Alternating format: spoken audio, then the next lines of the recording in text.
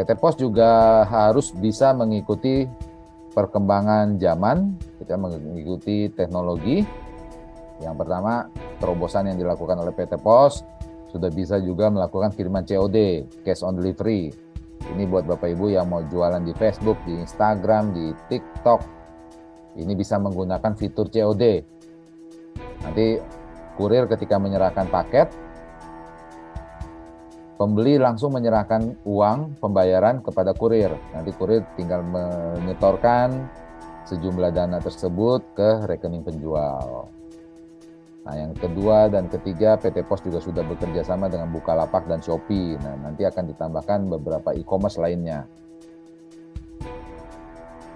Kenapa harus bergabung dengan IAK? Yang pertama, kita satu saldo untuk melakukan semua transaksi, baik pembayaran, top up, maupun jasa kurir. Di beberapa aplikasi yang mungkin Bapak Ibu kenal, itu untuk transaksi pembayaran harus deposit sendiri.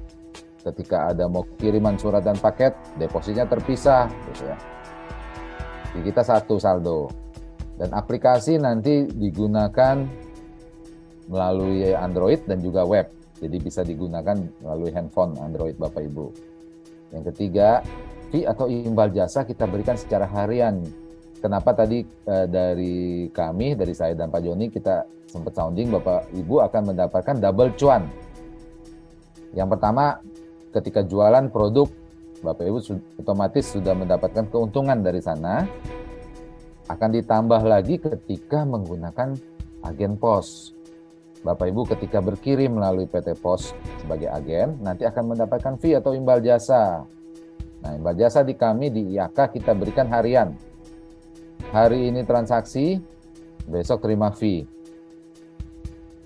Lalu yang keempat, ketika ada pembatalan kiriman, saldonya langsung kembali saat itu juga. Yang kelima, kami memberikan laporan transaksi secara detail. Nah, ini berguna buat Bapak Ibu yang menggunakan staf atau karyawan sebagai admin. Nah, jadi sebagai owner, Bapak Ibu bisa memonitor saldonya digunakan untuk apa saja. Bisa download dan bisa dipantau. Yang keenam, kita senantiasa melakukan maintenance dan support. Jadi fitur-fitur akan kita tambahkan senantiasa. Sedikit gambaran mengenai simulasi pendapatan yang nanti Bapak Ibu terima ketika membuka agen pos. Di tabel saya tampilkan besaran fee dan produk dari layanan PT Pos Indonesia. Untuk kita coba hitung-hitungan kiriman domestik dulu ya Bapak Ibu. Yang paling banyak digunakan masyarakat untuk berkirim melalui jaringan PT Pos adalah yang nomor 2 dan yang nomor 5. Yang nomor 2 adalah kilat khusus, dan yang nomor 5 paket ekspres. Itu fee yang diterima ketika omsetnya masih di bawah 25 juta sebulan, 17,5%. Ketika omsetnya sudah di atas 25 juta sebulan, nanti fee atau imbal jasa yang diterima oleh Bapak Ibu naik menjadi 20%. Nah, coba kita hitung-hitung, misalkan dalam sehari ada sekitar 40-an paket. Dengan rata-rata kiriman, kita rata-ratakan 25.000 misalkan. Maka satu bulan omset kiriman dari Bapak Ibu sekalian mencapai 25 juta. Kita hitung fee-nya 17,5%, maka mendapatkan fee atau imbal jasa 4.375.000. Apabila omsetnya sudah mencapai 100 juta misalkan, nah fee-nya kan naik nih menjadi 20%, maka Bapak Ibu akan mendapatkan imbal jasa sebesar 20 juta. Nah, kalau di video awal tadi sempat kami putarkan video testimoni dari salah satu agen di Bandung. Beliau membuka agen pos di dalam gang itu dengan omset mencapai 300 juta sebulan. Lalu ketika beliau buka lagi di pinggir jalan, itu omsetnya bisa sampai 1,5 miliar sebulan Bapak Ibu. Nah, tinggal dihitung lah besaran fee yang diterima. Ini sedikit foto beberapa rekan-rekan yang sudah bergabung membuka agen pos. Kalau kita perhatikan tulisannya sudah bukan agen lagi, melainkan tulisannya kantor pos. Karena Bapak Ibu sudah selayaknya seperti kantor pos cabang. Bahkan karyawan staf admin yang jaga pun sudah diperbolehkan mengenakan seragam PT Pos. Nanti syaratnya, untuk saat ini sesuai dengan komitmen kami dengan Pak Joni dengan PT Pos, untuk pendaftaran ini tidak dikenakan biaya pendaftaran atau biaya franchise-nya gratis. Syaratnya yang pertama otomatis memiliki tempat usaha.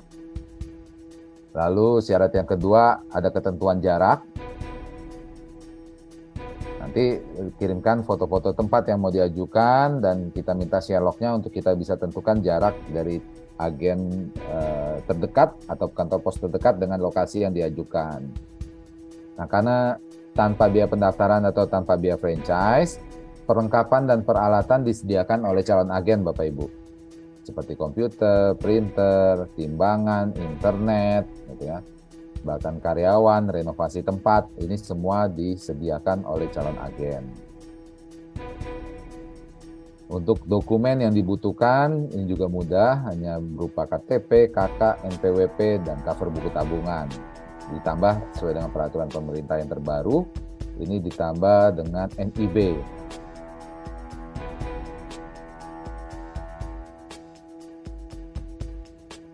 Ini adalah BUMDes-Talk yang sudah kita lakukan untuk meningkatkan literasi bisnis teman-teman UMKM, BUMDes, dan koperasi.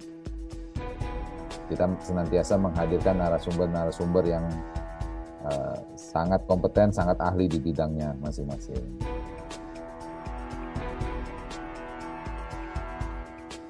Nah, terakhir, ada 2 orang yang mau berkirim. Yang pertama mau kirim ke kantor pos, yang kedua mau berkirim menggunakan jasa kurir lain.